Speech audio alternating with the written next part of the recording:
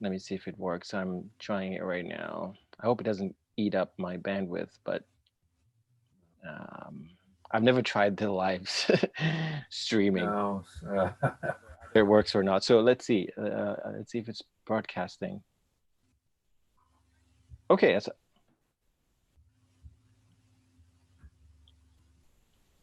okay. So I think it works. I think we're actually live right now. Okay. Yeah. So All right. Cool. this is great. Okay, so this does work. It says one person watching right now, which is me, myself. Yeah. So this is going to be live YouTube, but then it'll be up and. Yeah. So we'll be like live YouTube, and then yeah, hopefully that's enough. And then Yeah. I don't know if we need, because YouTube will be recording it directly there. Oh, okay. Yeah. So I'll be there recorded and. Yeah, I don't know if YouTube records it. It'll just be live streamed, and Yeah. then I'll just check on it later. But otherwise, we'll be recording it locally. So just in All case, right. Yeah. it will be Yeah. because I don't trust like YouTube's quality or Yeah. So you got the if you've got it recorded anyway, you've got the ability to put it up on there if you want to, sort of thing. Exactly. But we are live right now. Let me see if I can. Okay. Once I share it, once I like broadcast it, I'll then share the link. Yeah. Sure. Yeah. Here. Yeah. Copy that, put it on our Twitter. Actually, no, let me close all these browsers so that way it doesn't crash my system. Yeah, so I'm hearing you very well. So this is usually my good. quality of sound. I'm always worried about that, but this is Okay. like Yeah, this is just straight off the computer's internal microphone, so that's obviously working okay. So that's good. really, really going really, really well. Good. Yeah. Good. Let me close this out.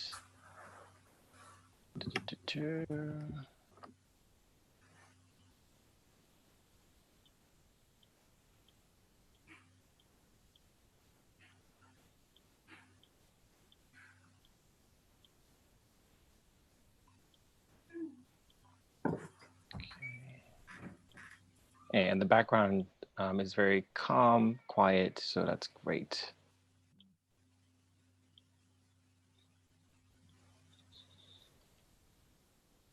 Good. Okay. Let's see here. Tweet that out.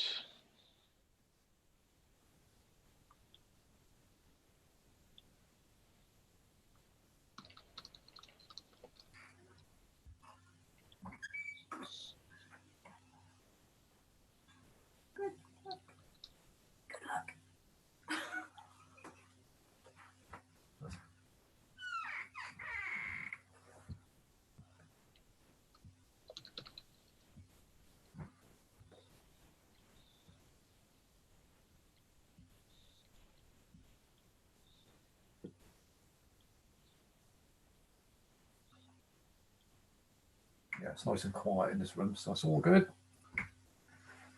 Still good. We're still calm. Good. Yeah. Calm before the storm. Yeah. Nah, you're fine. Yeah, we'll go smooth. Okay, so I think this is now live. I'm gonna let it just be there for a second.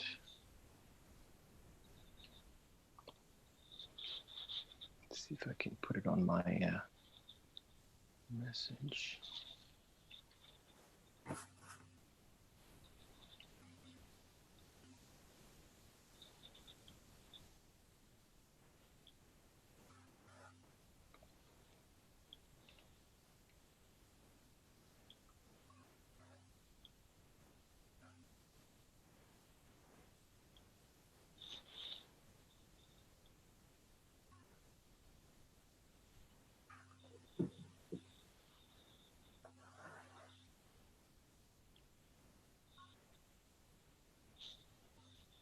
Okay, so 2 minutes. Yeah, so we're pretty well on time, aren't we? So, yeah, good. Good.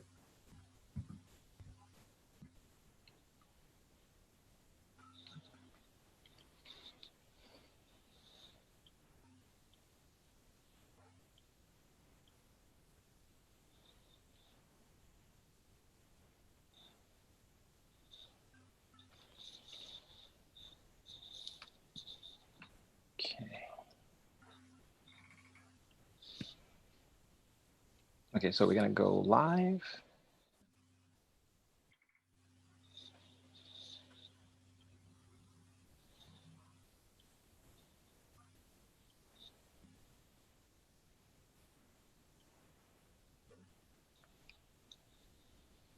Okay, so Shaun, we'll give people a couple of minutes. They're all gonna rolling in there as you see on the right-hand side. Oh yeah, I see. I just look for the numbers down there, 10, 12. Yeah. Yeah. Yeah, for all those of you joining us, welcome. We're gonna wait a couple of minutes to let everyone rolling in. We're all very excited to have you here, both myself and Shaun.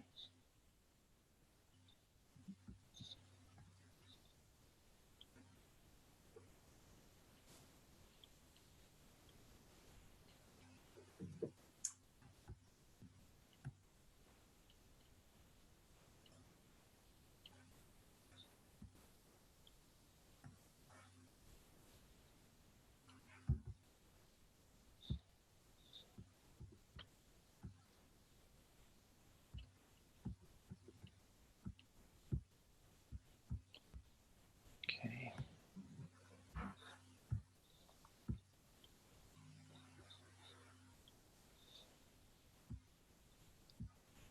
Okay, a couple extra minutes. Yeah. I see Dave's here. Welcome, Dave.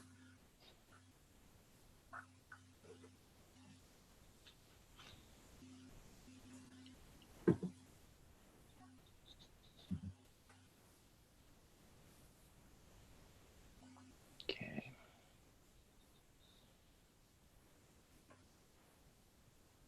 Okay, I think we have quorum, so it's enough to at least get going, and then as people can jump in. Yeah, sure. Yeah. Available. Okay.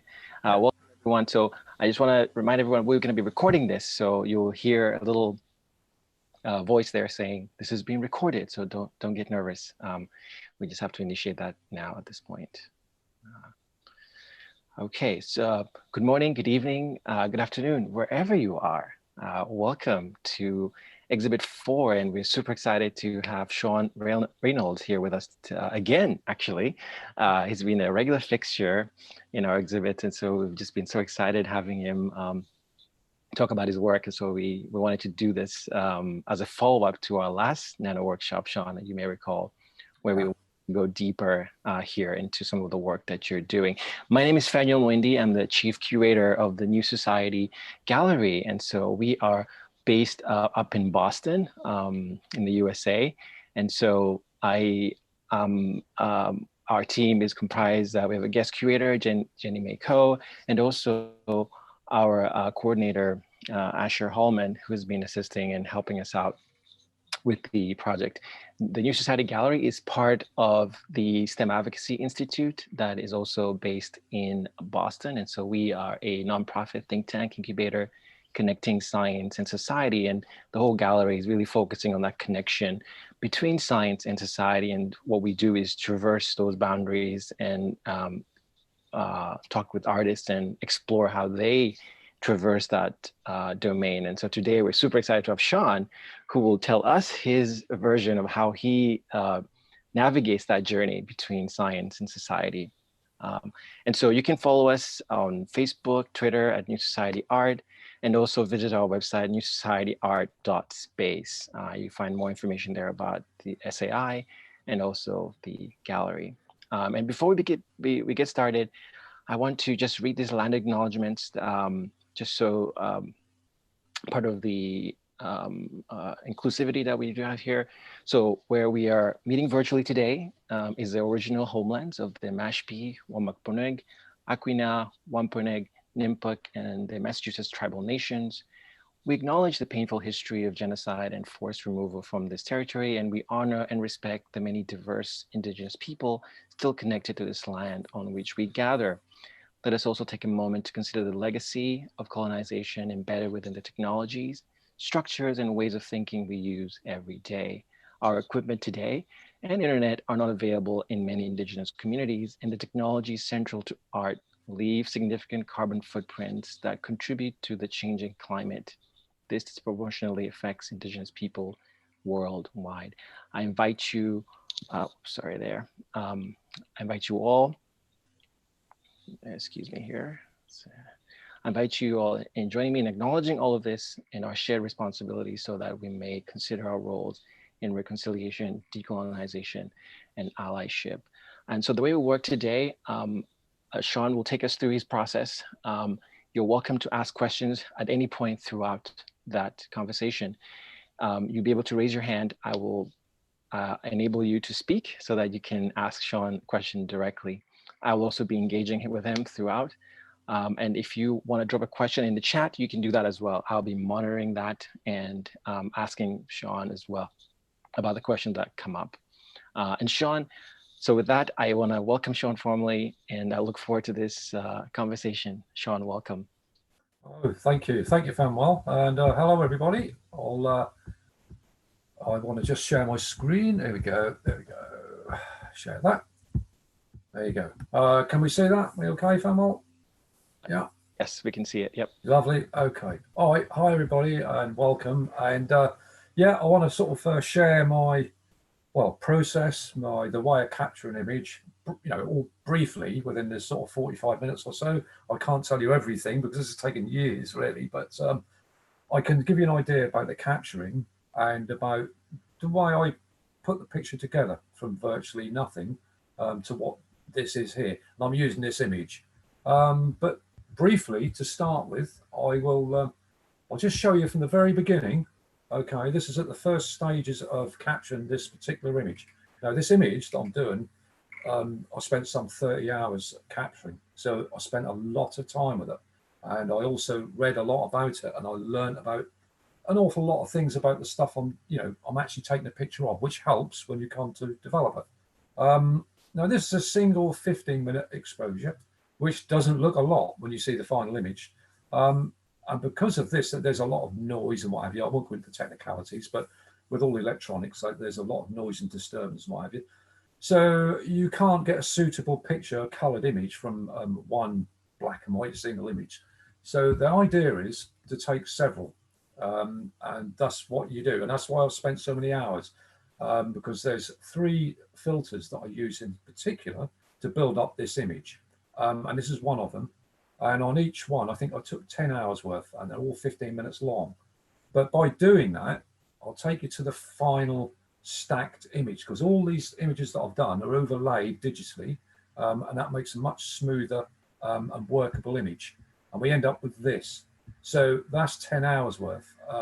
But again, obviously it's black and white. So that's no good for color. Now, what we've got, as I mentioned, is 3 separate filters. I won't go too much into the technicalities, but there's a hydrogen and an oxygen and a sulfur, and that is in certain wavelengths of light. And those wavelengths are very small. They don't let a lot of light through except what you really want to see. So that's the reason I have to do such long exposures and such a lot of time to actually tease out all the little photons that I've been collecting over that 30 hours.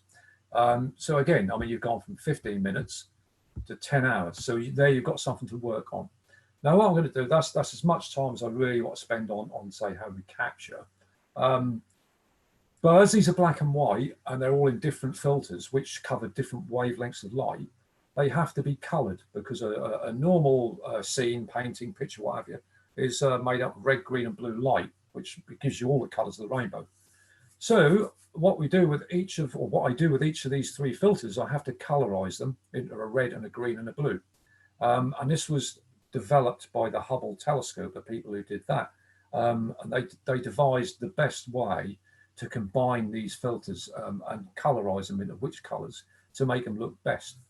So from there, what we'll do is we'll start off with the first master image, 10 hours worth. It doesn't look a lot, does it, for 10 hours? And that's when you first start doing it, you get a bit disappointed when you see something like this. But what I'll show you, I'll just pop this up here. Now, I've got a histogram here, and the histogram tells you where the signal, where all of the photons, where all the pixels of light are.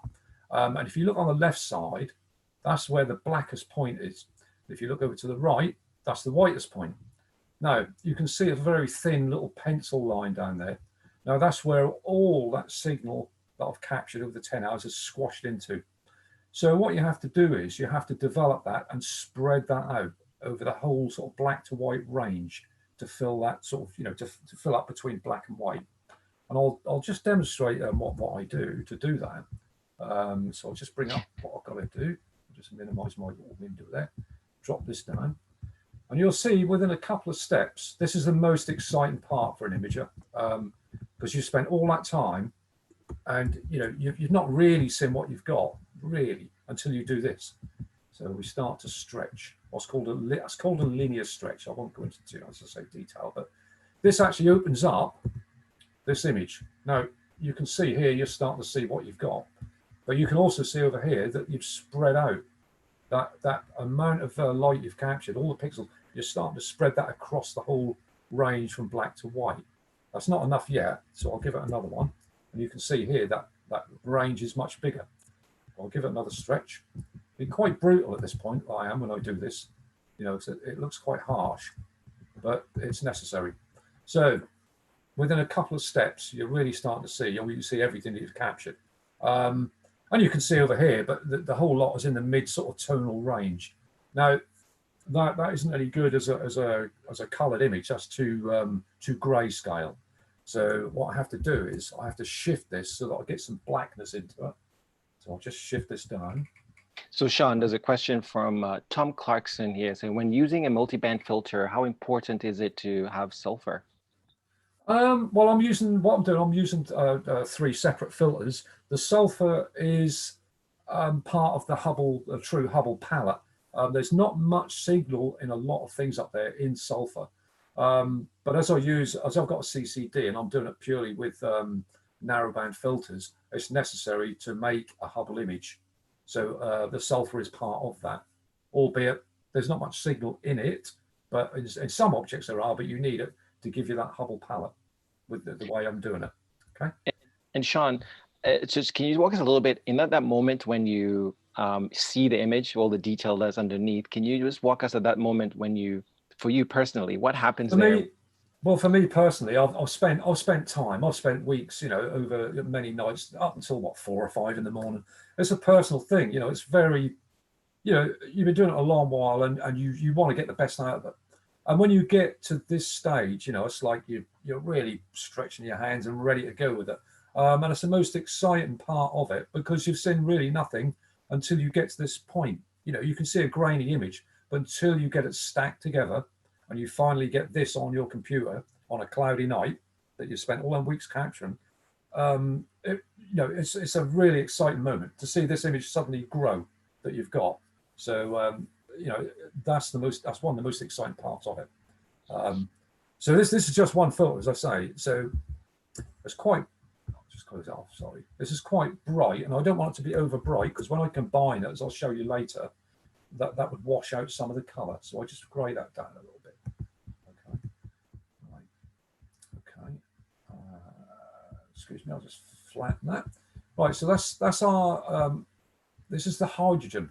Now, most of the universe, obviously, hydrogen is the most abundant thing. So as you'd expect, there's a lot of stuff in the hydrogen. There's a lot of light gathered from all the dust in there because that's the most abundant. But this is going to end up as a green. And there isn't really much sort of green in space. Not in this particular type of picture anyway. But this makes up, the green is there to make, the whole RGB, to give you the whole tonal range. So the next one I'm going to do is, again, nothing there, but this is the oxygen. Now this will be in the blue. So what I'm going to do, I'm now going to pull out and see what I've got in this particular filter. There's not, as I was saying, there's a lot of stuff. The hydrogen's abundant, so you'll see a lot there. Oxygen, as you can see already, there's not much. So it takes a little bit of stretching out, but there is signal there. I'm going to bring it up to there. Okay, just drop that down. Now you can start to see there's some signal, but in the middle there. Okay, so what I'm going to do, I'm just going to darken it down. Okay, like that. And just brighten up slightly. And you can see already here that this is going to be the blue. So the oxygen, you can see most of that is in the center there. You're not seeing so much of the outside, but you're seeing a lot of stuff there. So the oxygen is going to fill out the middle. and the oxygen is going to be the blue color. So you can tell from this nebula that the inner part is going to be sort of quite blue. Okay. And Shaun, which nebula is this? This is the Rosette. This is the Rosette Nebula. It's in, let's get this right, Monoceros, I think, off the top of my head. It's up through the winter months. Yes, you've got, and it is one of the most, beautiful nebulas up there. It's actually quite large, like a lot of these objects. People tend to think you've got a really powerful scope because they're very small, but they're not. They're very large, but obviously they're you can't see them visually. That's why you just need time to do this, to bring out all the photons. It takes hours to collect the photons, but that's actually nearly like almost 2 full moons across as we see it. Okay, right. So I'll go to the last filter, and this is the sulfur, of which there's very little signal there, as you can see. But again, I will stretch this because I know that there's sulfur in there, and that makes up the final image.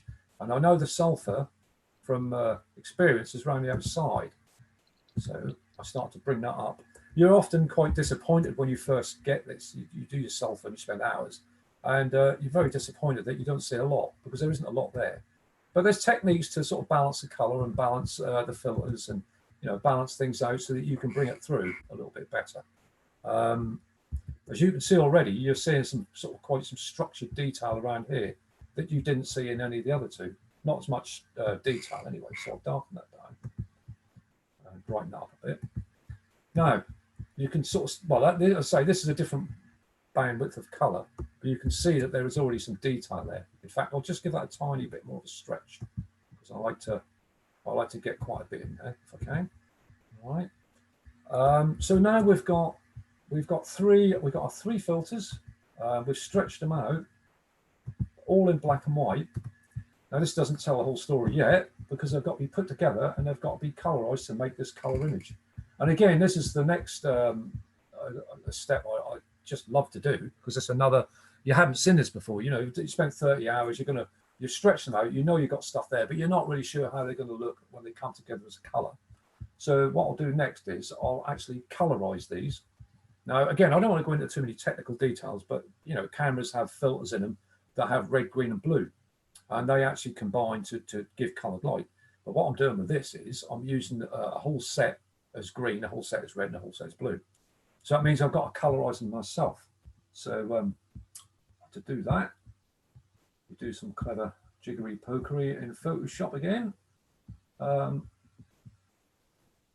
I'll bring this up, and there's a thing called Colorize. And straight away, you'll see there's a color appeared. But what I have to do is, this looks quite brutal, and when you first do it, you think, well, no, it can't be right, but it is. And this is where it gets creative as well, because I'll put this in the green. Now, green covers a fair bit. I tend to go slightly towards the yellow end of the green. All right, that's just my personal preference. And I just make it less bright. So that's going to be our green channel. And the next one is the oxygen. And as I said before, this is in the blue channel. So I'm going to colorize that as blue. It's a sort of very kind of a manual way of doing what your DSLR camera does, but except you're doing it with like 3 times as much time. But every pixel that you're using in that camera counts.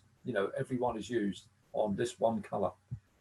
So anyway, I'll bring this up to the blue. And again, I've got a little control over what color blue I like. I'll bring it to about there. Okay, drop that down. Okay, and the final one, the sulfur, I shall make that a red. And I'll just pop that in, adjust it, and make that red. Colorize. And that's where it needs to be. That already sits properly, sits by default in the red. Okay. These look horrendous like this, but you'll see when they come together how they look. Okay. So now, essentially, as I say, I've spent 30 hours. So I've got 10 hours on this filter, 10 hours on this filter, and 10 hours on this filter. Every pixel the camera's got has been on that one particular color, which is why I spent 3 times as much to do it.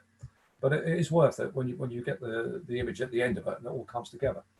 So we want a red, green, and blue image to make our color image. And this is a part that's really creative, and that's really you know, and it's an exciting part, because again, you haven't seen it yet. You know, you just bring them together for the first time. So I'll get the green, which is the hydrogen, and I'll just pick that up, and I'm now going to drop that on top of the blue. Okay, so you can see over here, there's our blue filter, there's our green. Now I'm going to get my red sulfur, and I'm going to pick that up, and I'm going to drop that into here as well. So now you can see we've got the red, green, and blue as separate kind of layers, all 10 hours each, but you can't see the color. All you're seeing is the top image. And if I click on there, you can only see the green. So you have to sort of let all the light come through. Okay, so what I have to do is I have to set a sort of a blend mode that will allow all the lightest pixels to come through each other. And just by one click of the button here, that's when this is the exciting part, when you see for the first time what you've got. Okay, and now you've got your true combined color image. And that, as I say, that part, you know, you spent all them hours, and that's the first time you've seen it. It's really an exciting time to see it all. I'll just and Shaun, if I may ask, so astrophotographers have different unique styles that we yes, talked about. Yes, they do. Yeah. Can you talk a little bit about that here? Because there is a little bit of creativity that goes into this, right? Well, this is it. I mean, this is what I'd like to call the art of science. Okay, it is scientific, I know, but the very fact that you're putting it together, everybody has their own style and their own way of doing it, and that's where the art really comes into it. I mean, we know roughly what colours you should have, but I can tell, you can literally tell who did each image, you know, by looking at them, by their style. So this, once you get to this stage, or even before, there's so many ways, different ways you can do things, and people do things slightly. Everybody does it slightly different. No two images look alike. So this is where, you know, the creativity comes into it. You're not aware of it yourself, but over time, I think you build up your own workflow and system, and you develop your own style, which is unique to you. Okay. So what I've got here, as I say, the green, the hydrogen, as I said, is the most dominant part of the what's up there. So that might dominate the image a bit too much. So what I do with that is I can reduce the opacity on that, because I might want to get more red and blue, but still, so I can do that by just reduce the opacity of the green. And as you can start to see, you're starting to see some blue. I don't want to take it out because that looks awful. So you need the green in there. If I bring it back to about here, you're starting to see some of that golden kind of color, and you're starting to see some blue in there. But what you're seeing, now I can do what I can do with this image. I can combine it into one color image there. Right, that's our color image. So this is where you're really at that point where you can start to put your own style and your own touches to it. And again, that's quite an exciting thing, and that's a thing that takes time, and everybody does it their own way, and with their own flow, and you know how strong they like this, all that. But one of the most important things is the color, and getting it right. And if you can see by the stars, they're a horrible magenta color. Now this is what happens with the Hubble palette. So what we do is, so another. So yeah. Quick question from Robin. Robin, go ahead. Yeah. Hi, Shaun. Hello there. Can you what would be the way of with just a modified DSLR? How would you go about capturing the RGB stacks if you didn't have a dedicated black and white camera? If you've got a modified DSLR, all that's doing is that's you know, stopping it's letting that extra wavelength through, because your DSLR has, you know, just got the block, hasn't it, the UV block. You've still got the Bayer matrix in the camera. You've still got the RGB matrix in the camera to do that, but it's just letting extra signal through, which is blocked by the manufacturers of the camera. So you know, that would allow you to get more hydrogen alpha, basically. But this is this particular, I mean, because this is, obviously, you know, this is done with 3 very specific filters on a pure black and white sensor. So there's no Bayer matrix, there's no color sensor in this at all. Okay. Okay. All right. Okay, right. So as I say, this is a nasty looking set of stars here because they're magenta. Now, we've got a color tool here and we can adjust separate colors. So by simply sliding down, oh, not the yellow, I'm going to pick the right one, sliding down the magenta, there you go, hey presto. You know, it's then taken the magenta out of the image, and that's one of the sort of things that you can do with this type of thing. I'll just, and you know, there's a couple of, I tend to sort of fiddle a bit with the colors because again, this is the creative part. I might want a bit more, you know, punch to the red. The blues could be brought out a bit more. And you could do that with different sort of methods, but cyans, you know, you can sort of play around with these to your heart's content. And it is it's something you might come back and forward into. You do it once and you might end up doing it again throughout the image. I tend to, but I've got my next sort of step, if you like, because I've played around with the colors, okay, to bring me to this. Okay, now this was all done with those color sliders, okay, and I've taken the magenta out, and you're really starting to now see the image that you want to get. You know, it's taken shape, it's taken form, it's got the color.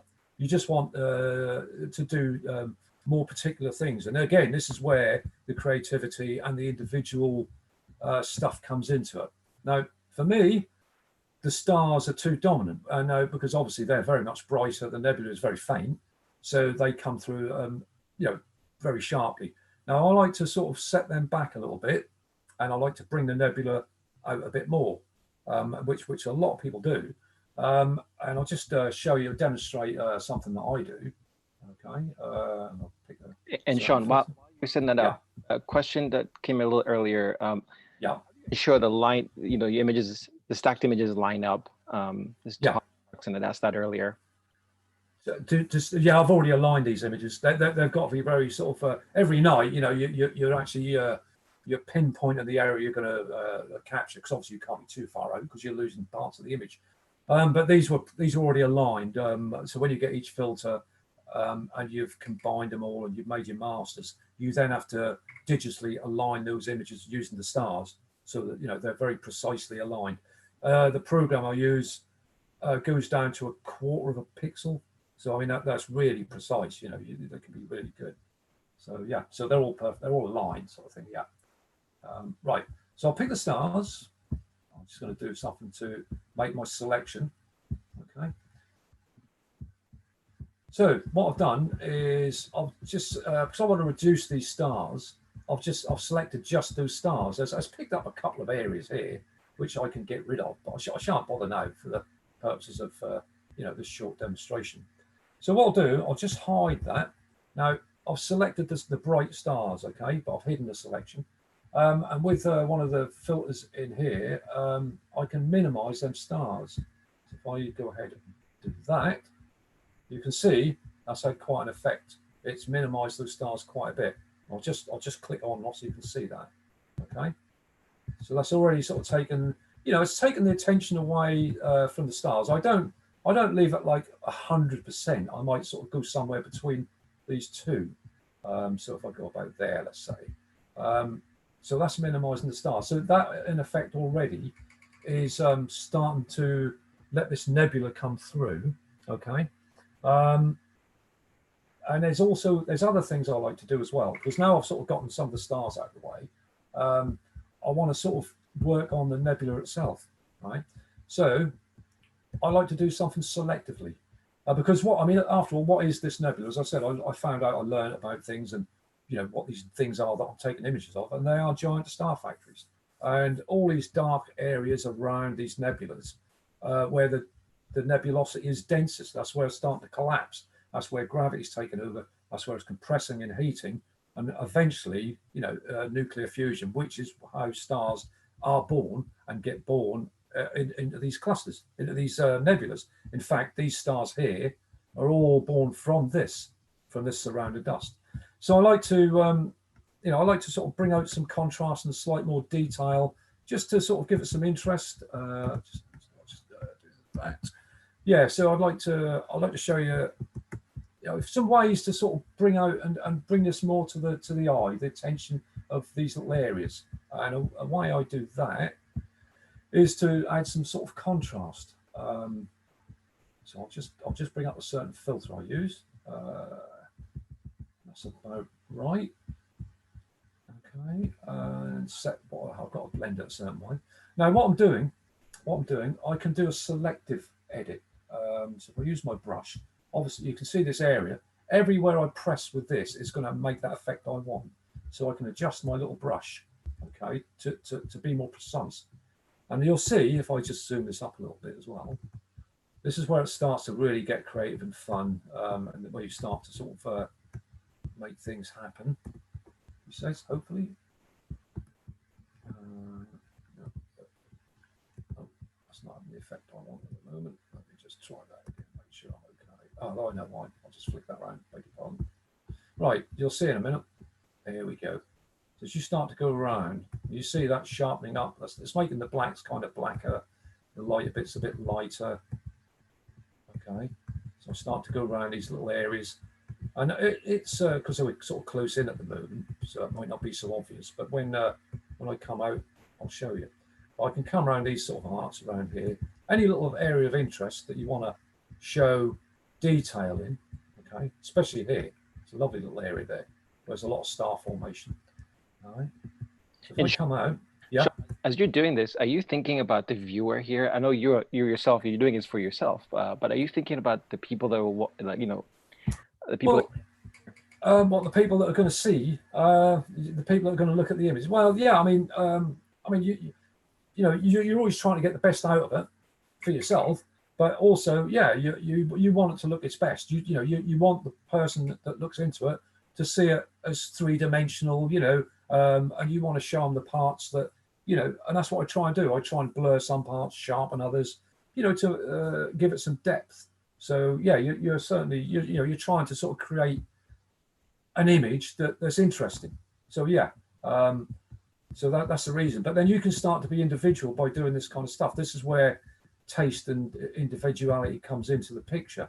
Okay, but you can see from here, I've sort of gone around a few areas. Now, if I just show you on here, that's what I've been using. Where the white areas is where I've been actually making that effect. Okay. Right, so that effect is quite strong at the moment. So if I click it off, you can see sort of subtly, can you see the effect there? They're slightly sharper, but that kind of focuses your attention to those areas a little bit more. Okay, but that's also, that might be a little bit too sharp, so you can reduce it. Like everything, you can kind of reduce the effect you've just had, which I like to have control over all of it. So I can sort of make it more much less by doing that, or I can have it full on. I tend to sort of, by experience and looking, you tend to sort of find your own spot. So that's another way of sharpening and giving it depth, if you like. You can also, I like to sort of sharpen it all up as well.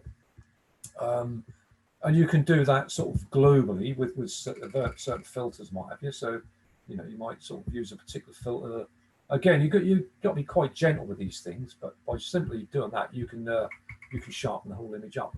But you've got, you can start to see that the stars are kind of going back and the nebula is starting to jump out at you.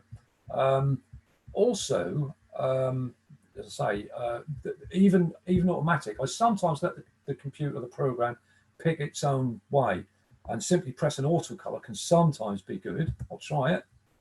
It doesn't always work, but yeah, in this case, it works okay. It pumps up the contrast. It brings the colors through a lot better. Again, I don't want it to be full on. I don't want it to take full control. So I'll go somewhere between the two. Okay, so now you can already see that's come a long way from where we started already. As I say, you're seeing a lot more detail in this nebula, making it more interesting. It gets more exciting every time because you're adding your own touches. But again, the stars are slightly too, for my liking, they're slightly too prominent. So again, I'd probably reduce them a bit more just to sort of bring that out. So I'll just quickly do that. Again, I should have the filter set. There it is. I shan't sort of spend too much time on that, but so I'll do that and use the filter and just minimize them once more. because, as I say, I like to sort of bring the nebula out and reduce them. So I'll just deselect that. Okay, so then again, it's reduced them even further. And although I like to reduce the smaller ones, the ones in the, around the outside in the background and what have you, but these ones, obviously, you want to, I like to have them there because they are the stars. They're very hot O-type stars, apparently, and they are born directly from this nebula. And there's a cluster that's actually associated with this whole area because they were born from that. So that's an important part of the image. Okay. And there's one or two more steps that you can take to really punch the image up and do what you will with it. And as you can see with that histogram I explained, you can now see how far you've spread that detail out in the red, green, and blue. And it all started as a tiny, thin little pencil line at the back there.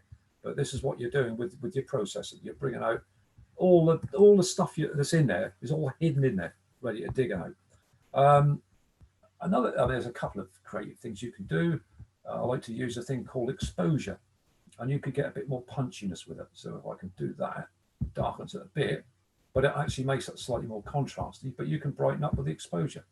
So I do that, a simple couple of steps, and that's kind of, brought it through. It's almost like you were looking through hazy skies before, and then you can do that, and it makes it kind of, brings it more, it looks like you're looking through a clearer sky. And also little touches at the end, like, your red sometimes spills over, and I don't like the messy sort of red areas around the outsides there, around the sky. So you've got your color balance and all sorts of tools. We're doing shadows, and I don't want the red so much, so I could just take that back a bit. Okay, just a little. I'm doing this quite quickly. Obviously, I'll spend hours doing this sort of thing, but in a simple way, that's how you can build up your final image. And after several hours and tweaking and doing all these little effects that I've shown, you'll finally end up, this is my final version of one that I spent probably 3 or 4 hours doing, I'd say, I guess. So yeah, so I'll this is the final finished image that I took. And as you can see, your colors have spread over virtually the whole tonal range. So to finish up with, what I shall do is I shall just share another screen, which is a few of the nebulas that I've done over the years, and it's only a couple of minutes long, and I'll share that with you now and explain what these all are, and the various different sort of nebulas and what types they are and the colours and what have you. So we'll just start off with, come up in a minute. Right, this one is Gamma Cygni. This is a Hubble palette. That's a very interesting one to do, because you can see the multitude of colours and textures in there. This is a beautiful part of the sky, the horse head. That's another Hubble image. And that dark area that's got the shape of the horse's head has been sort of affected by those stars around it. And this one is the Jellyfish Nebula, another Hubble image. And you can see the blues in front of that, where that's a dead star that's blown apart and sent the gases off. This one's called the Elephant's Trunk, and that's another pillar that's creating stars, which you can see in the center there. It's very dark because stars are being formed behind there. Okay. Now this one's a reflection nebula. That is a very bright star, and that's lit the gas around it. That's not actually a star creator. That's just gas that's being lit by the star. And this one's a California nebula, or Californian, and that's just a huge area of hydrogen and what have you that will probably come together and form stars. And again, this is part of Cygnus, another massive area, which will again and is forming stars, but is shaped very much like a pelican. And finally, I think that's the final one. This is the Wizard Nebula, 100 light years across, and that's another star forming factory. But the colours are all in Hubble palette, beautiful colours. But one thing I didn't mention about, I'll just share the other screen. Pop back to that. Okay. This nebula is the Rosette is 5,000 light years away, and around about 65 light years across. And through my terrible maths, I think I've worked out that works to something like 51 trillion Earths across. So these are vast, huge areas, huge areas. So with that, I'll say thank you for listening, and you know, fire away with any questions that you have. That was fantastic, Shaun. Thank you so much. Quick question from Tom. Might much of this be possible with GIMP, and awesome work? I thank you. I don't know. I think GIMP's pretty good. It's probably come a long way from when I used to. I did start out using GIMP, and that was quite good actually. As I say, I'm a Photoshop man. A lot of people use Pixelsite. I've never used it. I've always used Photoshop. But I've heard that, you know, I'm sure GIMP is quite a good program. You probably get a lot of processes that you get from here. Right. And how did you learn all this, Shaun? Well, in the time when I started, it was there weren't so many people doing it then, and they weren't so forthcoming. So it was a lot of reading. There was some very good websites. We got some books and literally taught yourself. And it is really like a bull in a china shop. You know, you go in, you learn a few techniques from different people who produce their videos, and you really are like a bull in a china shop. You overdo things and they look awful. As time goes by, you realize you get more subtle, basically. But it's just really from reading books, looking at websites, decent websites, YouTube. That's all out there. Yeah, you got to take a lot of patience as well, I assume. An awful lot, yeah. My wife wouldn't agree with that, but I'm very patient with this. But I had to be, yeah. I mean, I've spent hours. You know, I've had like an 8 or 9 hour session. You know, not even realizing learning and producing images and stuff. Yeah, and I would encourage you all, those who are interested. We do have a workshop that Shaun did with us, and he talked about that pre-step of actually taking the photos, and you can see his studio, if you call it that, Shaun. Yeah. That's a good word for it, studio. But it's basically part of a garage was turned into a warm room. But it serves a purpose, of being a warm spot to capture the images in the cold winter nights. Yeah, and so with these images, what happens to them after you're done? At this point, you know, are you showing these in the gallery? I know they're on your website, and we've shared that already on the chat. But typically, what is your goal with these images? Well, there was no initially. There weren't no goal with them. But I mean, I produced pictures, and I did a few exhibitions, obviously for the lockdown. I love doing calendars, and I do them every year, which are available, I might add, or will be for 2022, because I've nearly gone for this year. But I get a lot of pleasure out of just doing that, producing calendars, putting them in for competitions, magazines, and basically putting them online. That's great. And you get some lovely comments. And I've just been passed the calendar of this year's calendar, but I say there's only 2 of these left. Whether I get any more printed, I don't know. But a lot of those ones have ended up in my calendars. A labour of love, they really are. Sandy, question from Sandy. Go ahead, Sandy. Hi, Shaun. Good evening. Hello. Hi. Thank you for that. That was fantastic. How much attention do you pay to noise in your images? How much attention do I what? Sorry. Pay to noise in your images. Deal with noise. Yeah. Digital noise. Well, in this one, because it was 10 hours. It was so smooth. I really didn't have much to do with noise, but there are some techniques. Often, you know, some of these fainter objects, and where you might not have got as much time as you want, you know, you do have to deal with noise. But there are some, by using selective filtering and things like noise reduction in Photoshop, because as I say, I'm a Photoshop man really. But they can be. I was just going to try to show if I. Very quickly, briefly show you this. Okay, I'll make a copy. You can use various ways. I mean, that's a selective mask. So you can pick a filter like reduce noise. Okay, there's plenty here. Noise. Let's say medium. Medium's quite a good thing. That'll smooth out an image. And you can set it, you know, at a certain level. This is one way of doing it. And I might use the brush to go in.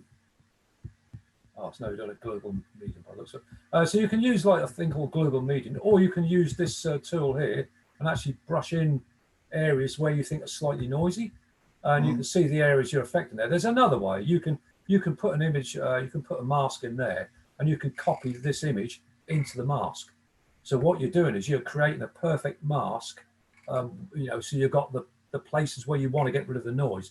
and you can use that mask and use what your preferred one is. Sometimes I'll do it more than once. I might do a small amount, and as I get further down, I might decide to do it more selectively.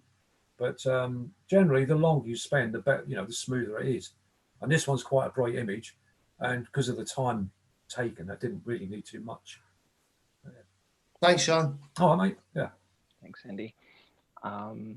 Yeah, and please, if you have questions, please raise your hand. I'll allow you to talk and ask a question. And so, Sandy, what kind of reactions have you received from people over the years with your images? That's been fantastic. It's been really great. I mean, Twitter, social media. I mean, I've actually almost encouraged it and make you think, well, I'm doing something worthwhile. It really does push you on. To hear people say some of the things they've said, just out of the blue from anywhere around the world, is quite, it's exhilarating, and you think, well, I must be doing something good then, and it gives you the encouragement to, to try harder, I suppose. And also, some of the competitions, you push yourself to try and, push your boundaries to get something better each year for that.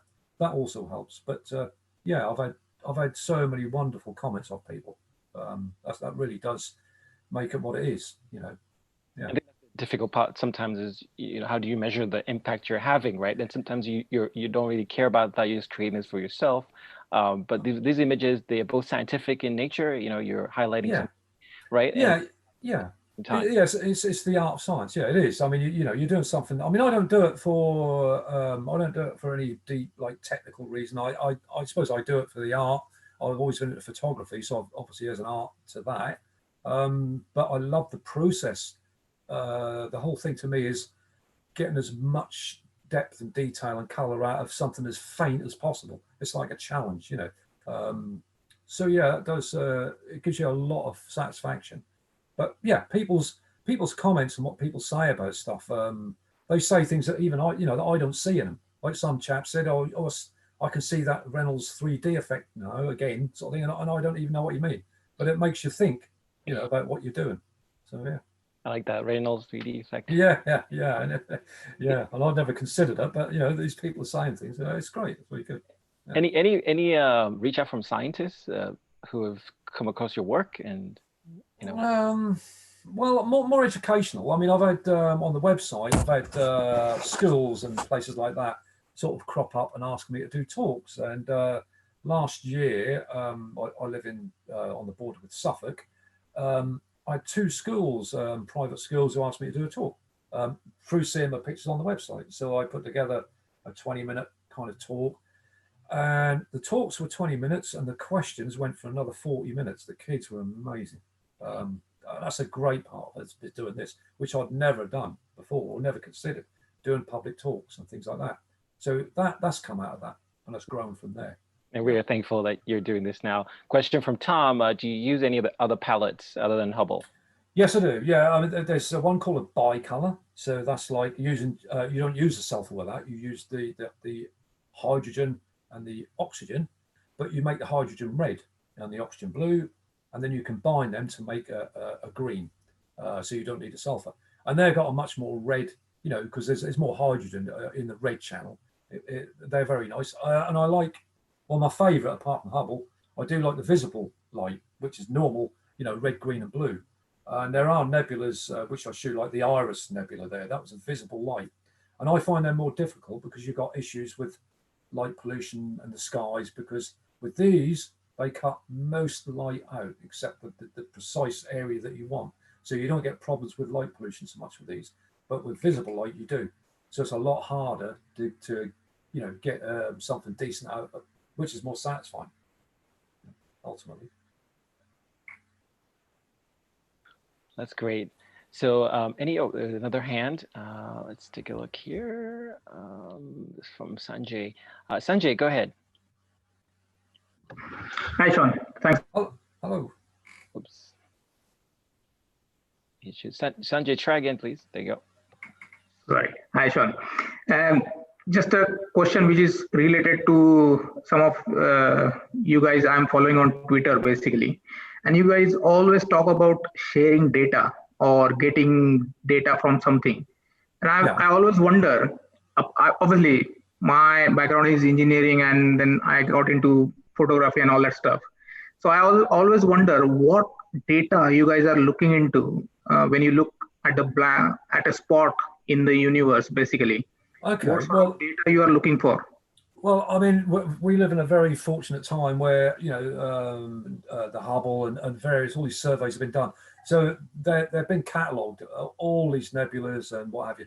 So we're blessed with having the internet to hunt through and search it. When I started, I looked endlessly through, you know, the Hubble site, websites to do with this, and found so many objects that have been done in catalog and photographed that, you know, you can write a list that you'll never get through.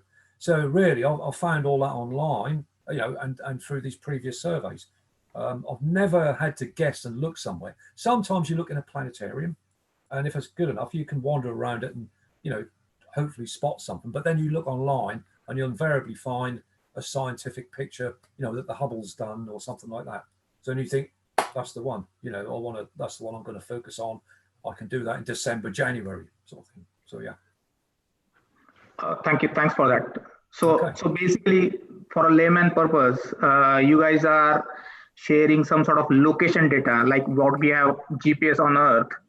It's like GPS for universe. That's what you're talking about, isn't it? Or am I? Yeah. You can get the exact. You get the exact what's called right ascension and declination. You can get those exact coordinates. Yeah, you'll find a. I mean, that might say NGC like this one, NGC 2244. Well, you can go to your planetarium, NGC 2244, and it'll give you the exact coordinates for that. Perfect. And Thanks. you can get free data. You can get a free planetarium. Stellarium.org is one of them that would give you those coordinates. Okay. Great. Thank you, Sanjay. And so with that, I'm not seeing any other questions. So Shaun, this has been fantastic. And I think it's a great add-on to your other workshop. It kind of gets us to the next stage, right? From the backyard studio to the processing. So this is, I was inspired. And again, kind of our focus at SAI, the New Society Gallery, is to really examine that science and society relationship. And that's why I was asking you those questions about the impact these images are having, both on the people seeing them and also for you, right? As you're watching the cosmos come to life in front of your computer screen, right?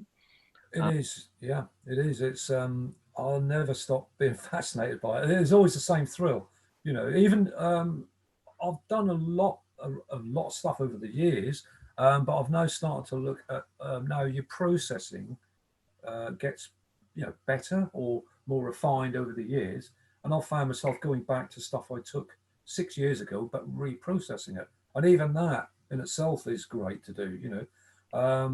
But there's a lot of stuff up there yet for me to do, but it's always exciting, especially a new object. Like I'm doing something this year, part of the Veil, and I'm excited. You know, I really am. There's that same excitement every time when you finally get your data and you put it together and do these steps. The thrill and the excitement is just the same. You know? Yeah, and I think it is that excitement that we try to tap into for the different artists and watch them traverse, as I call, the bridge between science and society. There's a lot of science in this image you're showing us here, and at the same time, so much of that humanity, right? As we are looking into this. Absolutely, yeah. I mean, I take Milky Way as well, and just knowing where we are, you know, in our galaxy universe, you know, being out there now, to me, it's that much better. You realize what you are and where you are, and you feel like you're looking up and that's your home. This is the rock you're on, but that's your home. And it's a strange feeling, but it's beautiful because every time I do exhibitions and things like that, I never get tired of telling people ask, what is a nebula? And I just love, you know, I love explaining that, and I've never got tired of doing that. So there's always that thrill has always been there. You know? Yeah, and I think that anyway. So with that, Shaun, thank you so much. It's been wonderful. I'm sure we're going to have you back at some point. I encourage you all that are visiting to visit us on our site, newsocietyart.org or .space. This video will be posted online shortly, and also sign up to our mailing list. That way you will know when our next exhibit will be, and another artist that will take us through their process and their work. And so with that, stop the recording there.